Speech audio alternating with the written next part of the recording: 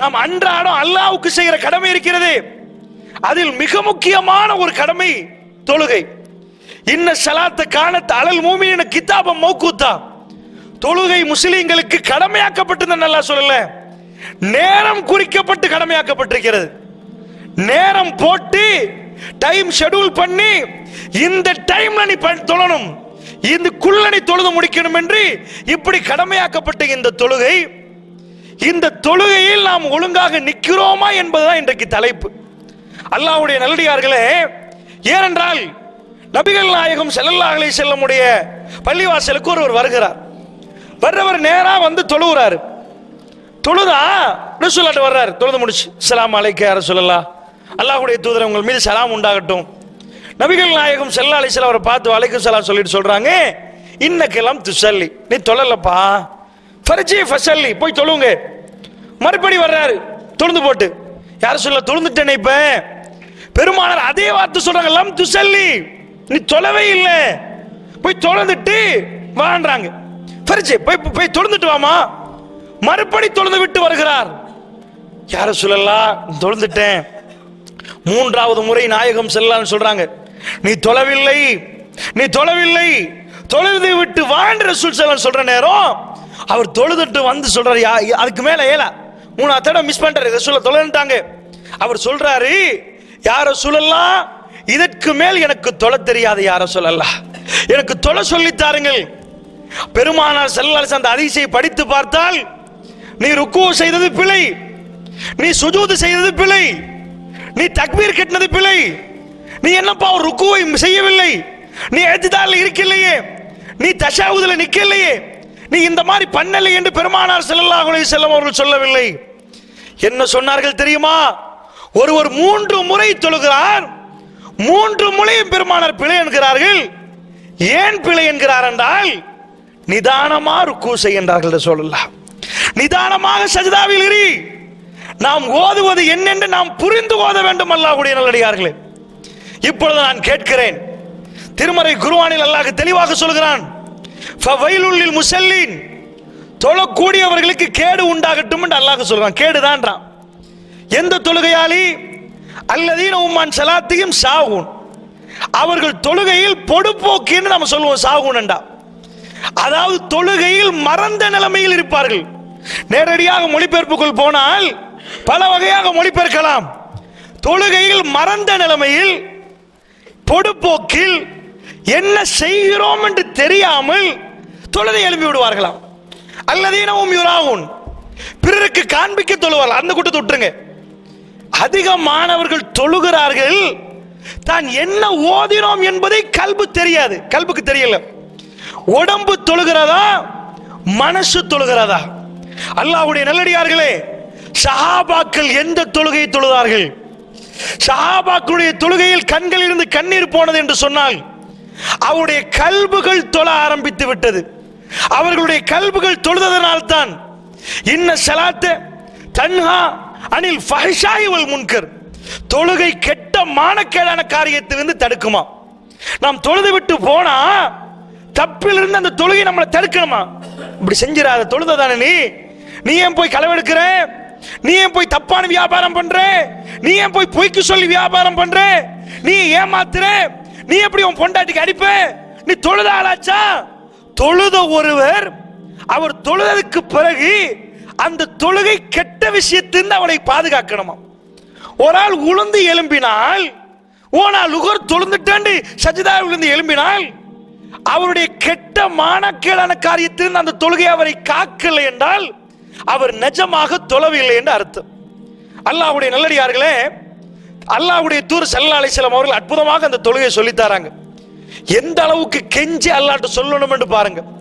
அல்லாஹ் அக்பர் என்று தக்பீர் கட்டின உடனேயே அல்லாஹும்ம பாயித் பைனி வ பைன கத்தாயா என்ற இந்த பிரார்த்தனை ஓதணும்.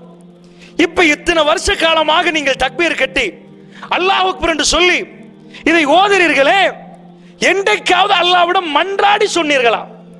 அல்லாஹ்விடம் கெஞ்சி சொன்னீர்களா? நன்றாக ஒரு விஷயத்தை புரிந்து கொள்ளுங்கள்.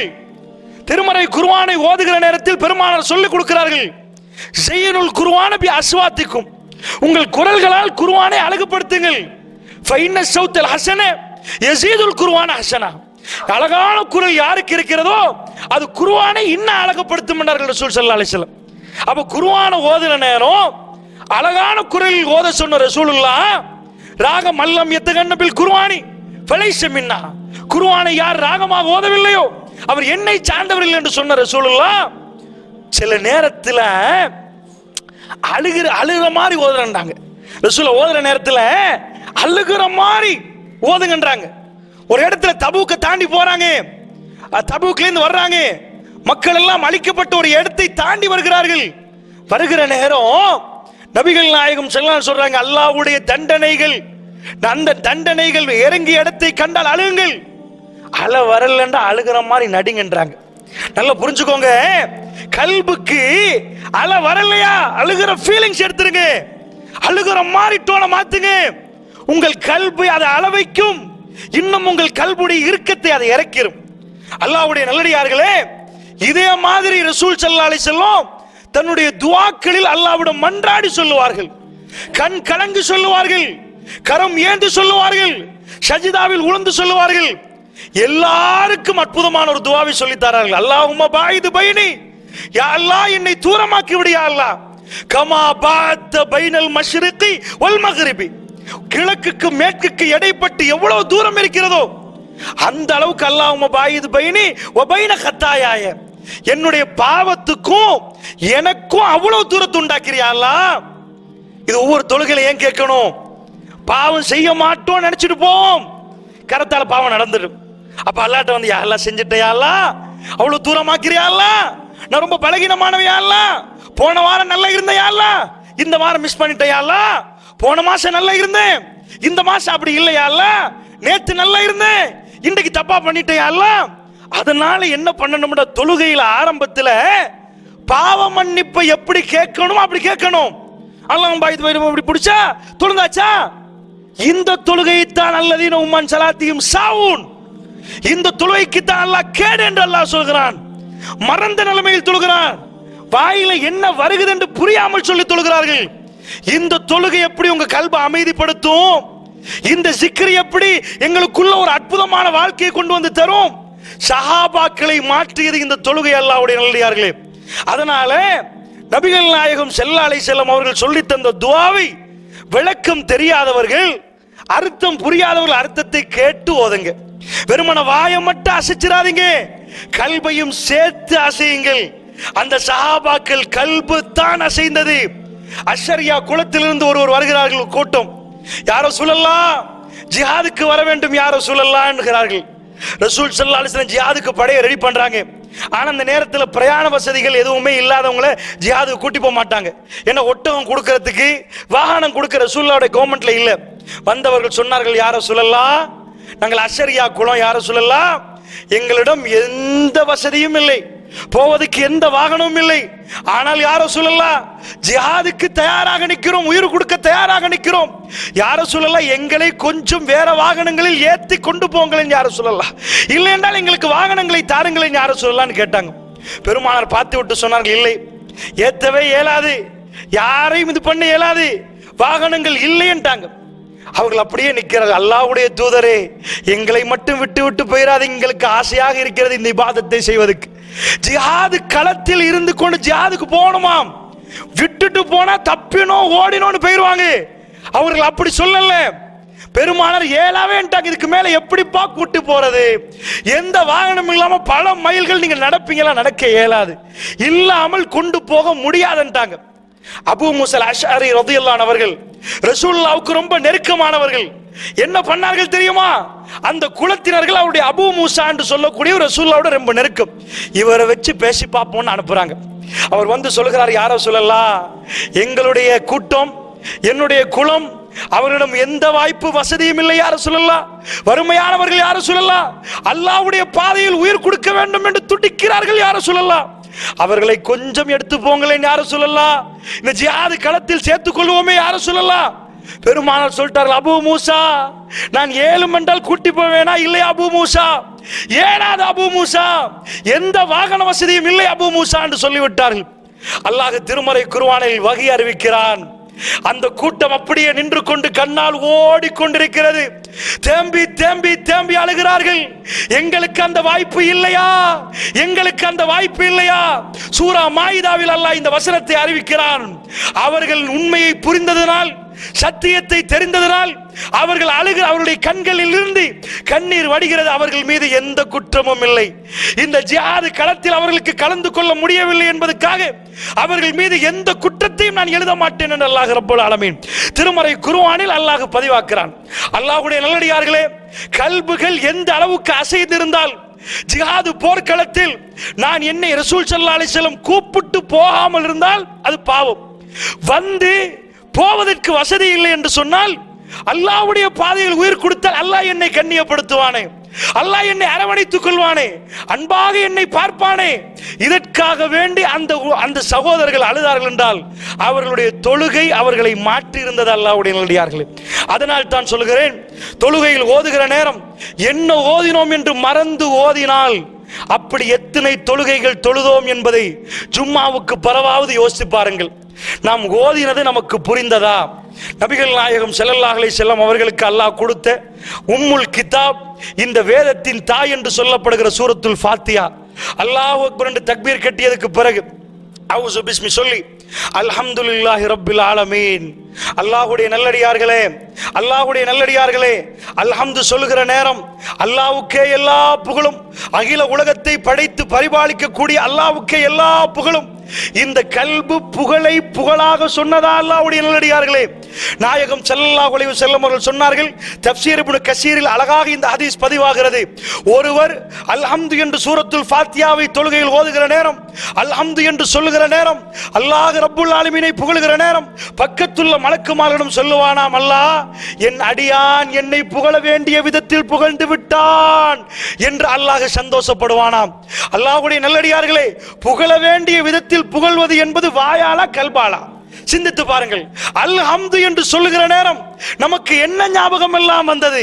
நாயகம் ஸல்லல்லாஹு அலைஹி வஸல்லம் அவர்கள் மரண படுக்கையில் இருக்கிற நேரம், அபூபக்கர் ரலியல்லாஹு அன்ஹு அவர்களுக்கு தொழுவிப்பு மாதிரி ஏவுகிற நேரம், ரசூலுல்லாஹ்வுடைய மனைவிக்கு சொல்லி ஆயிஷா ரலியல்லாஹு அன்ஹா சொல்லி உங்க வாப்பாக்கு தொழுவிக்கன்னு சொல்ற நேரம், அவங்க சொன்னாங்க, யார சொல்லலாம், அவரால் நின்று தொழுவிக்க முடியாத, அழுது விடுவார் யார சொல்லலாம்.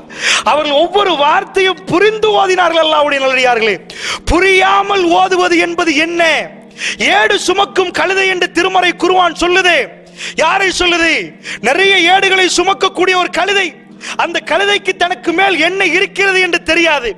அந்த மாதிரி நாம் என்ன ஓதுகிறோமோ, ஓதின ஓதலில் என்ன இருக்கின்ற தெரியாமல் ஓதினால் அந்த தொழுகை ரசூலுல்லாஹ் ஒருவரை பார்த்து சொன்னாரே, 3 தடவை தொழ நீ தொழவில்லை அப்பா, நீ மறுபடி போய் தொழு என்று சொன்னாரே, அந்த தொழுகையில் அடங்கி விடுமா என்று பயப்படுகிற நிலைமையில் நம்முடைய தொழுகை இருக்கிறது. அல்லாஹ்வுடைய நல்லடியார்களே, அதனால் சொல்லுகிறேன், அல்ஹம்து என்று சொல்லுகிற நேரம் அல்லாஹ்வை புகழ்கிறோம் என்ற கல்பில் அந்த நியத்து வர வேண்டும். அல்லாஹ்வுடைய நல்லடியார்களே, ரசூலுல்லாஹ் அதற்கு ஒரு பெயர் கொடுக்கிறார்கள்.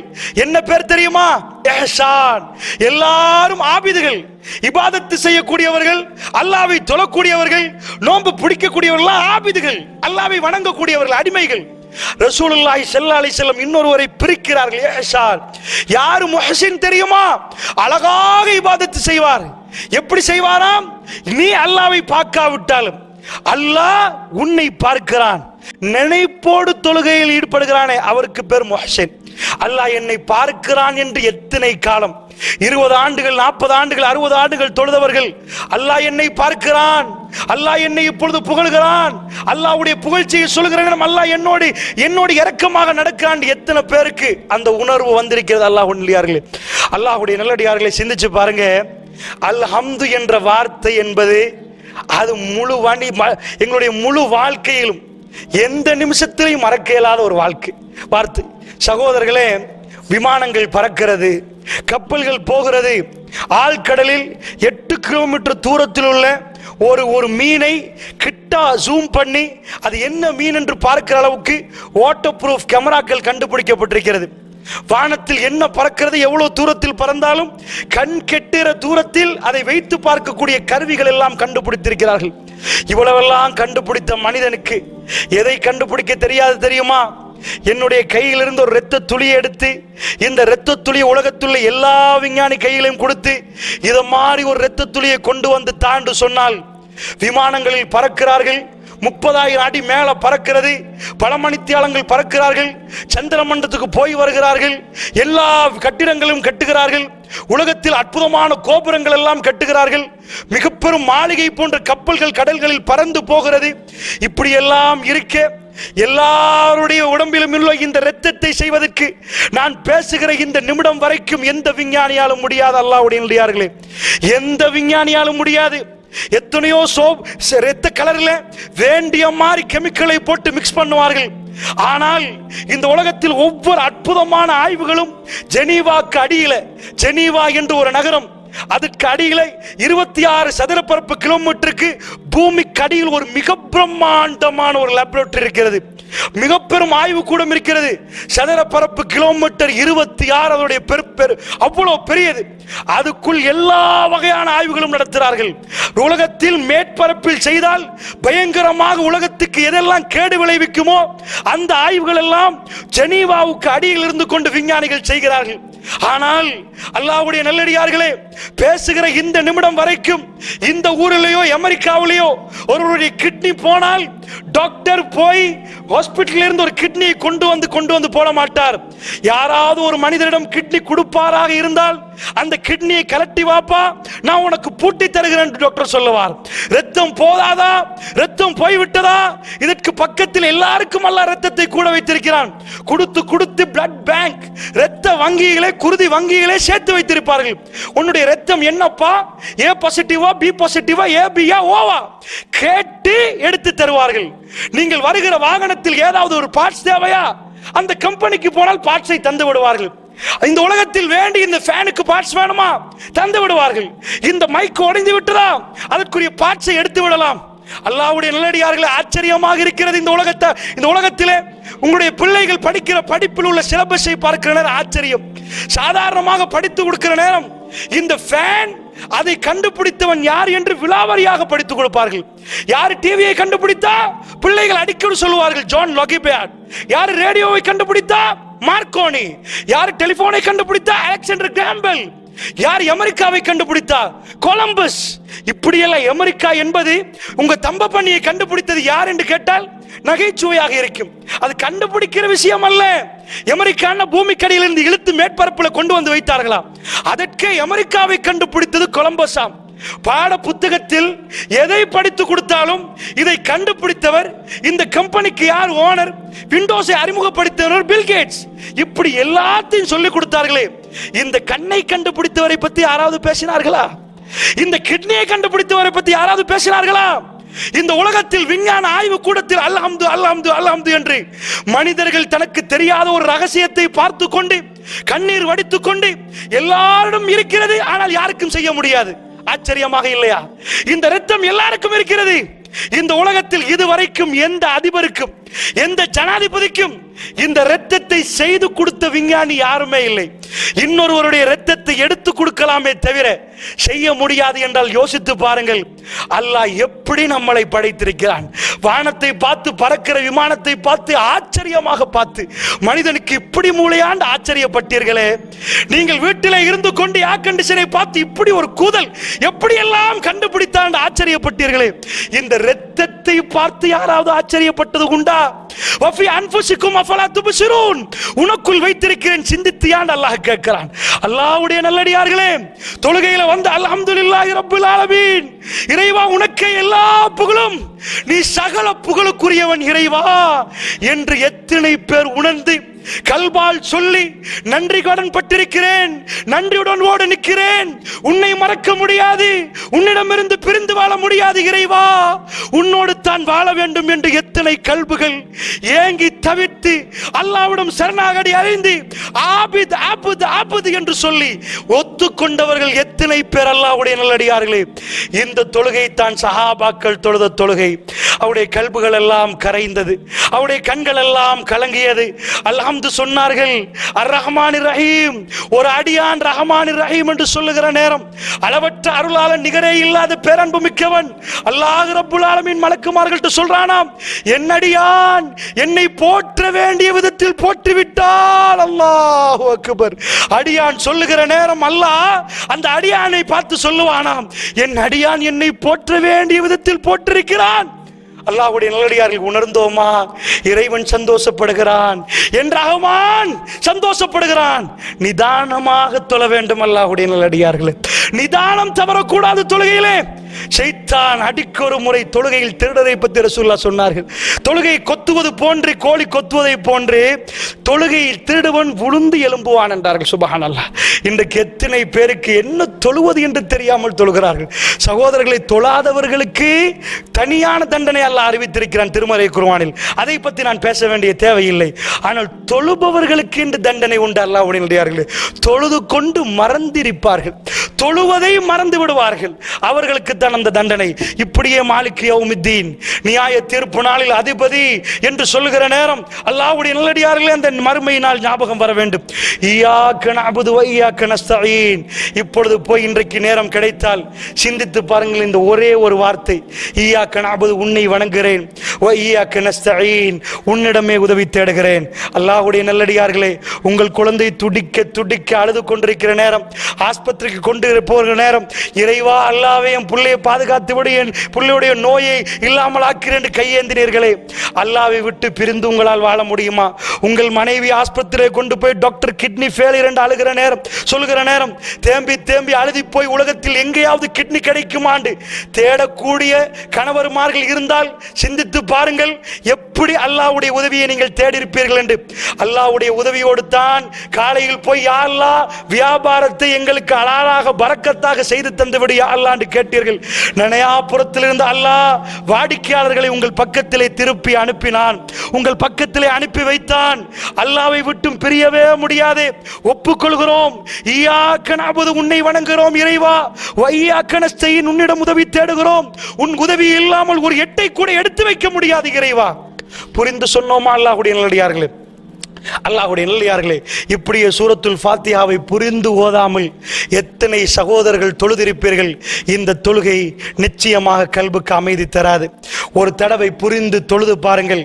பாறாங்கல்லோடு வந்து அல்லாஹ்வுடைய மஸ்ஜிதிலே வந்து நீங்கள் தக்பீரை கட்டி வீட்டுக்கு போகிற நேரம் பெரும் பாறாங்கல்லை இறக்கி வைத்த மாதிரி இருக்கும்.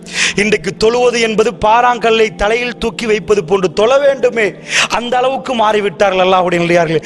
சஹாபாக்கள் வேகமாக வருவார்கள், யார சொல்லலாம், தொழுகை நேரம், தொழுகை நேரம் அல்லாஹ்வோடு பேச வேண்டும் யார சொல்லலாம், அடுத்தது அல்லாஹ்வோடு பேசுவது எப்ப யார சொல்லலாம், நாளைக்கு சுபகுகளே அல்லாஹ்வோடு பேச வேண்டும் யா அல்லாஹ், நான் அல்லாஹ்வோடு பேச வேண்டும் எனக்கு ஆசை, ஓடி வந்து விடுவார்கள். சுப்ஹானல்லாஹ். அதனால் அல்லாஹ்வுடைய நல்லடியார்களே, இந்த விஷயங்களை ஆழமாக புரிந்து நம்பி நம்முடைய வாழ்க்கையிலே நாம் நடைமுறைப்படுத்த வேண்டும். வல்லனாய் நம் அனைவருக்கு அருள் புரிவானாக.